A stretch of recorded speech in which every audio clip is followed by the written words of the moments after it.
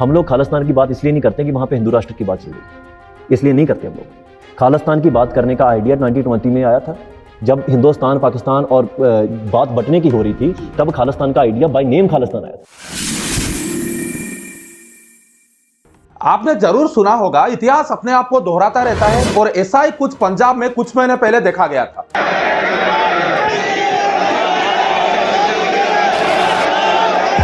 जहां पे फिर से 40 साल बाद बहुत सारे लोग भीड़ के साथ धर्म का चोला पहने बंदूक की नोक पर सेंटर और स्टेट के डेमोक्रेटिक स्ट्रक्चर को चुनौती देते दिखाई दिए। बात दरअसल यह है कि 15 फरवरी 2022 को वारिस पंजाब डे के फाउंडर दीप सिद्धू, जो कि एक पंजाब के एक्टर और एक एक्टिविस्ट थे, उनका एक रोड एक्सीडेंट में देहांत हो जाता है। इसके कुछ ही महीने बाद यानी कि 29 सितंबर 2022 को पंजाब के मोगा जिले के रोडे गांव में एक सेरेमनी ऑर्गेनाइज किया जाता है, जहां पे अमृतपाल सिंह नाम के एक शख्स को उन्हीं के समर्थकों के द्वारा वारिस पंजाब डे के नेक्स्ट चीफ के रूप में अपॉइंट किया जाता है। फिर हम लोगों को सुर्खियों से यह पता चलता है कि भिंडरवाले के अधूरे सपने को अगर कोई पूरा कर सकता है तो वो है अमृतपाल सिंह। लेकिन आज सबसे बड़ा खुलासा आपके लिए यह है कि अब पंजाब में फिर से भिंडरावाले को जिंदा किया जा रहा है ताकि भारत को अस्थिर किया जा सके। दोस्तों, ये वही भिंडरवाले हैं जो 1980 के दशक में खालिस्तान मूवमेंट के फाउंडर हुआ करते थे। इतना ही नहीं, अमृतपाल सिंह ने भारत के वर्तमान के गृह मंत्री अमित शाह को खुलेआम ये चुनौती दे दिया कि अगर आप हमारे इस खालिस्तान मूवमेंट को रोकने की कोशिश करेंगे तो आपका भी हश्र वही होगा जो भारत के प्रधानमंत्री इंदिरा जी का हुआ था।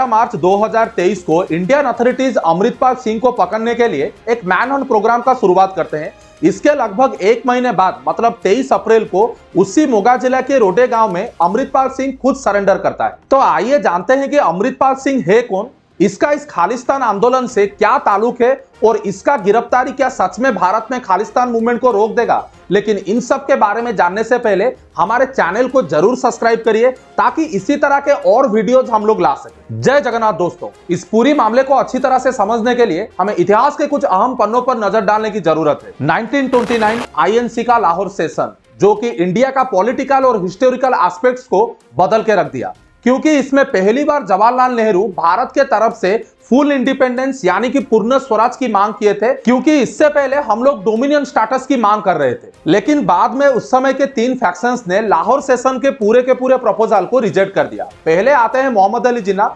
जिन्होंने मुसलमानों के लिए एक अलग देश बनाने की चाहत में थे।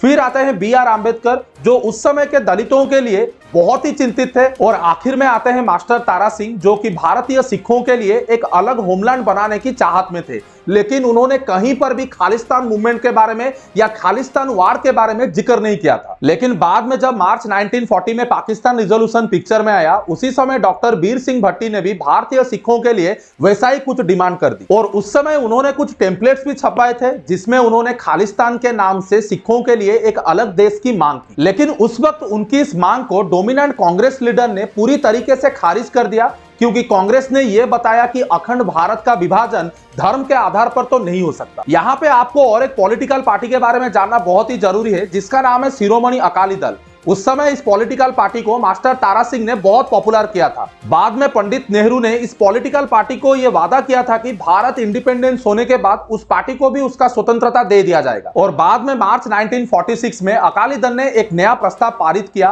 और सिख रिलीजियस कम्युनिटी के लिए एक नए पंजाब की मांग की घोषणा की। लेकिन कॉन्स्टिट्यूएंट असेंबली में उनकी उम्मीदों पर पानी फिर गया, क्योंकि संविधान का बेसिक सेटअप बनाते समय सिखों को दोस्तों हिंदू कैटेगरी में रख दिया गया था। इसके बाद हर बार सिखों का यह कंप्लेंट रहता है कि इंडिया में उनको नेग्लेक्ट किया जा रहा है और हिंदू मेजॉरिटी में उनके ऊपर डोमिनेट करने की कोशिश किया जा रहा है। 1947 में भारत के विभाजन के समय पंजाब में सिखों की आबादी 1/3 से भी कम थी। बंटवारे की वजह से भारत और पाकिस्तान के बीच दर्द झेल रहे सिखों ने इसे एक धोखा मान लिया। उस समय सरकार के हिसाब से पंजाब का भी दोस्तों एक सिख मेजॉरिटी प्लेस था ही नहीं। इसके अलावा अगर आप गुरु ग्रंथ साहिब देखोगे, उसमें बहुत सारे सेंट के बारे में जिक्र किया गया है जो कि नॉर्थ इंडिया से बिलोंग करते हैं। इसीलिए ये रिलीजन पैन इंडिया फैला हुआ था। कारण चाहे जो भी हो, सिख ऑटोनॉमी और पंजाबी बेस्ड स्टेट ना बनने के कारण से न्यूली इलेक्टेड सेंट्रल गवर्नमेंट और शिरोमणि अकाली दल के बीच खींचतान भारत के आजादी से ही शुरू हो गया था। शिरोमणि अकाली दल के पॉलिटिकल लीडर्स का यह डिमांड था कि एक अलग देश ना सही, लेकिन हिमाचल प्रदेश और हरियाणा से अलग पंजाब का एस्टेब्लिशमेंट करना बहुत जरूरी है,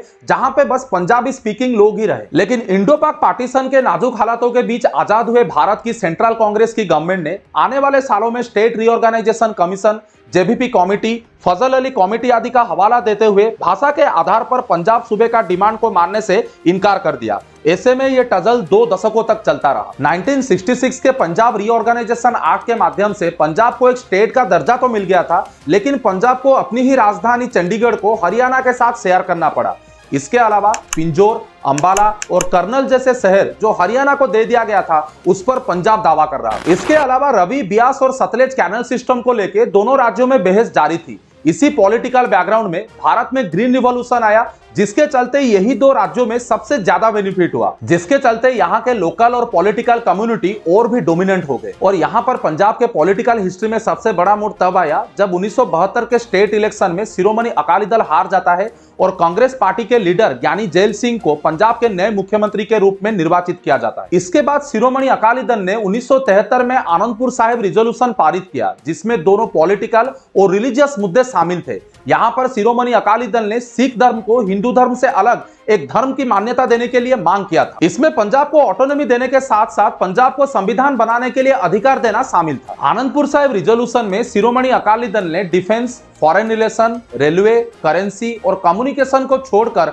बाकी सब कुछ केंद्र सरकार से डिमांड किया था। लेकिन इंदिरा गांधी लेड कांग्रेस सरकार ने आनंदपुर साहिब रिजोल्यूशन को पूरी तरह से नकार दिया। लेकिन तब तक पंजाब में धर्म आधारित राजनीति के बीज बुए जा चुके थे। हालांकि शिरोमणि अकाली दल के डिमांड्स को किसी ने खास तवज्जो नहीं दिया, लेकिन आगे एक नया मोड़ आने वाला था। इस नए मोड़ ने न केवल सिख पॉलिटिकल हार्डलाइनर्स को बल्कि इंडियन पॉलिटिक्स को पूरी तरह से पलट कर रख दिया। इस नए मोड़ का नाम था जरनैल सिंह भिंदरवाले। जरनैल सिंह भिंदरवाले मोगा जिले के रोडे गांव में जन्म लिए थे, जो कि एक रिलीजियस स्कॉलर थे और उन्होंने अपना पढ़ाई दमदमी तक्सल से खत्म की थी, जिसका वो आगे जाके हेड भी बनते हैं सन 1977 में। दमदमी तक्सल एक रिलीजियस स्कूल है जहां पर बच्चों को सिख धर्म के बारे में बताया जाता है और यह अमृतसर से लगभग कुछ ही किलोमीटर की दूरी पर है। सन 1978 में सेंटर में इंदिरा गांधी के सरकार गिरने के साथ साथ पंजाब में भी कांग्रेस का सरकार गिर जाता है और बाद में अकाली दल सत्ता में आ जाता है। कुछ स्कॉलर्स का ऐसा भी मानना है कि भिंदरवाले को एक रिलीजियस स्कॉलर से मिलिटेंट बनाने के पीछे इंदिरा गांधी के छोटे बेटे संजय गांधी और ज्ञानी जैल सिंह का सबसे बड़ा हाथ। पंजाब राज्य में अकाली दल को काटने के लिए कांग्रेस गवर्नमेंट यानी कि संजय गांधी को एक लोहे की जरूरत थी और वो लोहे का काम किया जरनैल सिंह भिंदरवाले ने। लेकिन कांग्रेस को शायद ये पता नहीं था कि ये लोहा एक दिन इतना गर्म हो जाएगा, उसे ठंडा करने के लिए इंदिरा गांधी को अपनी जान तक देनी पड़ेगी। बाद में 1980 में इंदिरा गांधी फिर से भारत के प्रधानमंत्री बनते हैं और पंजाब में भी कांग्रेस अपना सरकार बनाता है, जहां पे दरबारा सिंह को पंजाब के मुख्यमंत्री के रूप में अपॉइंट किया जाता है। इसके 1 साल बाद यानी कि 1981 में भारत में शुरू हो जाता है सेंसस, जहां पे पंजाब में लोगों को उनकी भाषा भी पूछी जाती है, क्योंकि अगर लोग पंजाबी को अपना भाषा बताएंगे तो पंजाबी मातृभाषा होगा, नहीं तो लोग अगर हिंदी बोलेंगे तो हिंदी मातृभाषा होगा। इसी समय पता चलता है कि एक एडिटर लाला जगत नारायण की हत्या कर दी जाती है। बाद में दोस्तों पता चलता है कि लाला जगत नारायण के हत्या के पीछे भिंदरवाले के फॉलोअर्स थे। हत्या का कारण यह था कि लाला ने लोगों से अपनी भाषा हिंदी चुनने के लिए बोला। पंजाब के इतिहास में यह वो दौर था जब भिंदरवाले के समर्थक बनने के साथ साथ वो एक साधु से एक मिलिटेंट बनता जा रहा था। आखिर में जो डर था वही हुआ। जिस अकाली दल के खिलाफ भिंदरवाले को खड़ा किया गया था, उसी अकाली दल के साथ मिलकर भिंदरवाले ने धर्म युद्ध मोर्चा शुरू किया। इतना ही नहीं, इसे दबाने के लिए पंजाब की राज्य सरकार ने बहुत कोशिश भी की थी। रिपोर्ट्स के मुताबिक 1982 से लेकर जून 1984 तक लगभग 165 हिंदूज और 39 सिख्स को मौत की घाट उतार दिया गया, जिन्होंने भी भिंदरवाले के खिलाफ खड़े होने की कोशिश की। उस समय के अकाली दल के प्रेसिडेंट हरचंद सिंह लोंगोवाल ने भिंदरवाले को गोल्डन टेंपल को अपना प्रीमाइस बनाने के लिए आमंत्रित किया, जिसके चलते 1983 में भिंदरवाले ने गोल्डन टेंपल को ही अपना हेडक्वार्टर बना दिया। पर इस रिबेलियन में दोस्तों अगला बड़ा मोड़ तब आया जब जून 1984 में सिटी की होलीएस्ट साइट गोल्डन टेम्पल में भारी असला बारूद के साथ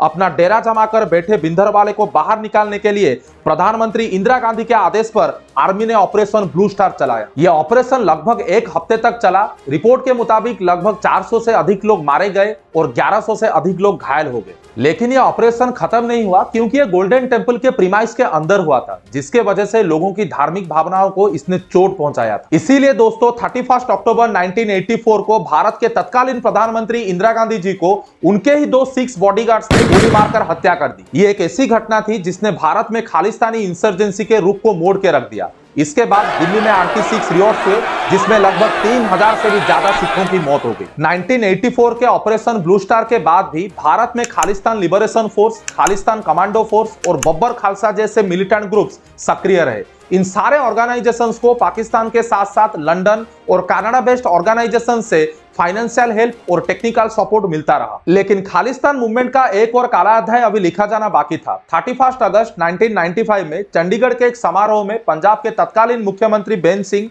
उनके 14 सहयोगी और 3 कमांडोज को सुसाइड बॉम्ब ब्लास्ट से मार दिया गया। इस विस्फोट की जिम्मेदारी दोस्तों बब्बर खालसा को गई और ऐसा बोला जाता है कि खालिस्तान मूवमेंट का यह आखिरी घटना था। तो 20-25 सालों से भारत में जो खालिस्तान मूवमेंट इतना सक्रिय नहीं था, एक व्यक्ति के आने से वो इतना सक्रिय कैसे हो उठा? तो कौन है ये अमृतपाल सिंह और इसका इन सब से क्या लेना देना है? भारत में 1980 दशक के बाद से खालिस्तान मूवमेंट भारत के अलावा कनाडा, यूके, जर्मन और अमेरिका जैसे देशों में अपना अस्तित्व बढ़ाने लगा। वहां पे बहुत सारे पॉलिटिकल लीडर बैठकर इंडिया में खालिस्तान मूवमेंट को भड़काने भी लगे। लेकिन भारत में खालिस्तान मूवमेंट को एक नया चेहरा मिल गया था जिसका नाम था अमृतपाल सिंह संधू, जिसका जन्म अमृतसर के जल्लूपुर गांव में हुआ था और 2012 में अपने परिवार का ट्रांसपोर्ट बिजनेस संभालने के लिए वो दुबई शिफ्ट हो गया था। 2019 में भारत में हुई फार्मर प्रोटेस्ट में उसने फार्मर का जमकर समर्थन किया और उसके बाद दीप सिद्धू का वो वोकल सपोर्टर भी बन गया। लेकिन पिछले साल फरवरी के महीने में वारिस पंजाब डे के फाउंडर दीप सिद्धू का अचानक मौत के बाद वारिस पंजाब डे के फेसबुक पेज पर एक लेटर पोस्ट किया जाता है जिसमें यह बताया जाता है कि अगला चीफ अमृतपाल सिंह बनने वाले हैं।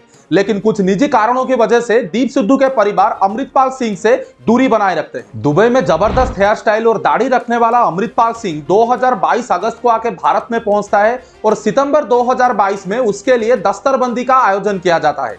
दस्तरबंदी का मतलब पगड़ी बांधने का रस्म, और ये वही गांव में होता है जहां पे भिंडरवाले का जन्म हुआ था, यानी कि रोडे गांव। इतना ही नहीं, अमृतपाल सिंह ने युवाओं को हथियार के साथ तैयार रहने के लिए मांग भी की थी। इसका सबसे बड़ा उदाहरण हम लोग देखते हैं इसी साल 23 फरवरी को, जहां पर अजनाला पुलिस स्टेशन को अमृतपाल सिंह के लगभग 100 से ज्यादा फॉलोअर्स ने बंदूक के साथ घेर लिया था और उनका डिमांड यह था कि उनके एक दोस्त लवप्रीत को पुलिस के गिरफ्त से कैसे छुड़वाएं। और यहां पर गौर फरमाने वाला बात यह है कि अगले ही दिन यानी कि 24 फरवरी को अजनाला कोर्ट के वर्डिक्ट के बाद लवप्रीत को पुलिस कस्टडी से रिहा कर दिया जाता है। यहां से यह पता चलता है कि भगवान मान का सरकार और स्टेट मिशनरी पूरी तरह से कंप्लीटली फेल्योर हो चुका है, जो कि हमें भिंडरवाले के समय का याद दिलाता है जिस वक्त दोस्तों कांग्रेस का सरकार भी इसी तरह फेल हो गया था। केंद्र और राज्य सरकार को यहां पर समझना जरूरी है कि जो इंसान इतने सालों बाद पंजाब लौट रहा है उसे इतने लोगों का समर्थन कैसे मिल रहा है और क्यों मिल रहा है। इसके लिए सरकार को पंजाब की जड़ तक जाना जरूरी है।